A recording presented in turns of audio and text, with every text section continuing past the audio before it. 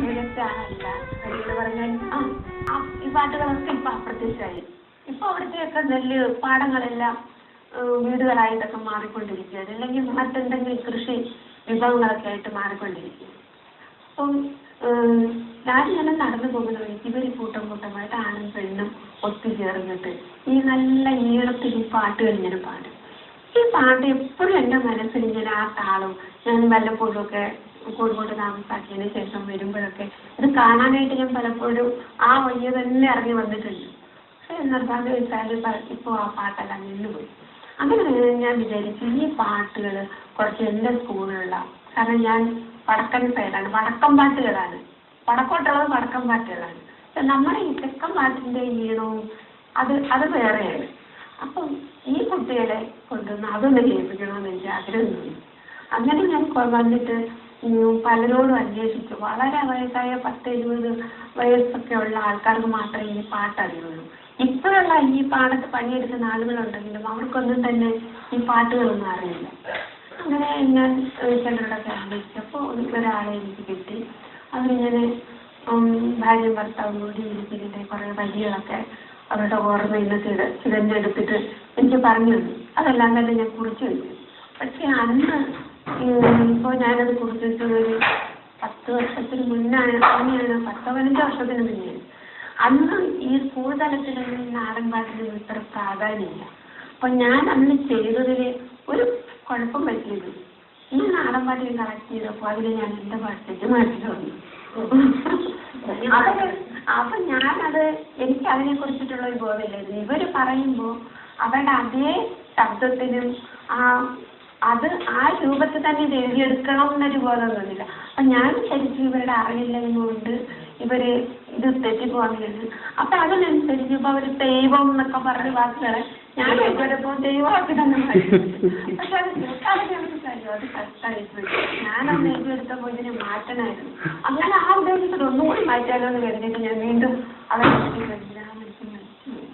അത് കാരണം എനിക്ക് അത് വീണ്ടും അതേ തനിമ നിലനിർത്താൻ പറ്റിയില്ല. അങ്ങനെ എഴുതാത്തൊരു 4 പേര് ഞാൻ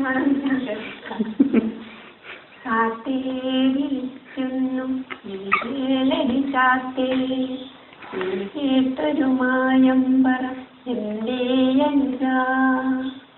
ചാത്തേ വിളിക്കുന്നു ഇലികേളരി ചാത്തേ, ഇനി കേട്ടൊരു മായമ്പറ എന്റെ അനുജ, ഞാനെന്റെ പൊന്മുറ്റം തൂത്തൊരുങ്ങട്ടെ, ഞാനെന്റെ പൊന്നിന്ന തൂത്തൊരുങ്ങട്ടെ, ചാത്തേ വിളിക്കുന്നു ഇലികേളരി ചാത്തേ.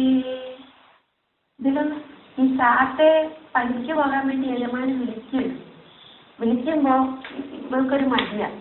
അപ്പോൾ ഈ മടിയുള്ള കാരണം ഇവളുടെ അനുജനോട് പറയുകയാണ്, നീ ഒന്നും പറ, വിളി കേട്ടൊരു മായം പറയണ്ടേ, നീ ഒരു കള്ളം തൽക്കാലം ഒന്ന് പറ, ഞാൻ എൻ്റെ ഈ പൊന്നിന്ന ഞാനൊന്ന് തൂത്തൊരുങ്ങട്ടെ, അല്ലെങ്കിൽ ഞാൻ എൻ്റെ പൊന്മുറ്റം തൂത്തൊരുങ്ങട്ടെ, ഇങ്ങനെ അവൾ ഒരു പറഞ്ഞു.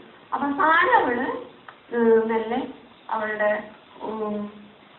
പേഴ്സൺ കൈതോലപ്പെട്ട് ഞാനെന്റെ പണ്ടാര നടവീനു പോന്നു.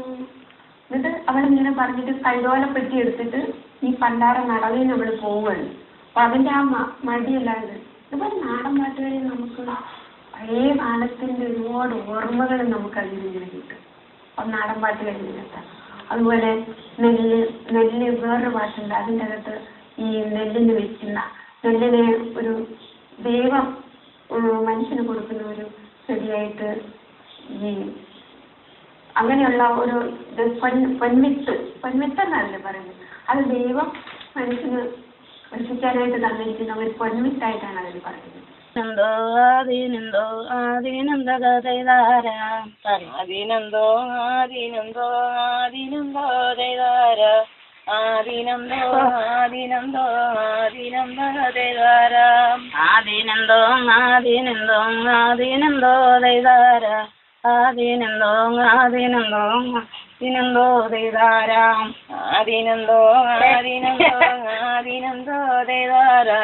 ആദിനന്ദോ ആദിനന്ദോ ആദിനന്ദോ ദേവാരാം. എവിടെ നടയണം അമ്മ നമ്മുടെ പാവളം, എവിടെ നടയണം അമ്മ നമ്മുടെ പാവളം, എവിടെ നടയണം അമ്മ നമ്മുടെ പാവളം, എവിടെ നടയണം അമ്മ നമ്മുടെ പാവളം.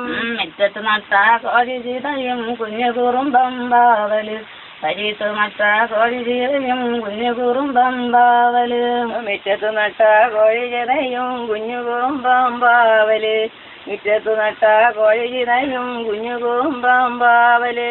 എവിടെ നടയണം അമ്മ നമ്മുടെ പാവളം, എവിടെ നടയണം അമ്മ നമ്മുടെ പാവളം, എവിടെ നടയണം അമ്മ നമ്മുടെ പാവളം, എവിടെ നടയണം അമ്മ നമ്മുടെ പാവളം.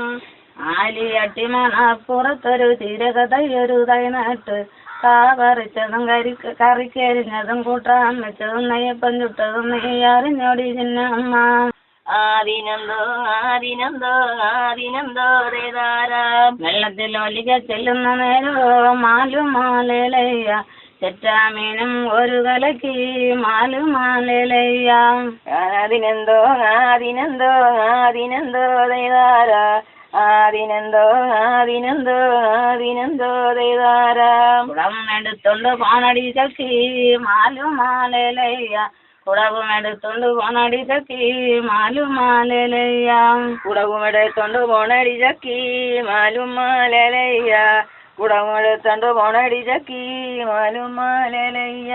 ആ വെള്ളം തെളിഞ്ഞു വെള്ളം കണ്ടേ മാലുമാലയ്യ, ആ വെള്ളം തെളിഞ്ഞു വെള്ളം കണ്ടേ മാലുമാലയ്യ, ആ വെള്ളം തെളിഞ്ഞു വെള്ളം കണ്ടേ മാലുമാലയ്യ, ആ വെള്ളം തെളിഞ്ഞു വെള്ളം കണ്ടേ മാലുമാലയ്യ.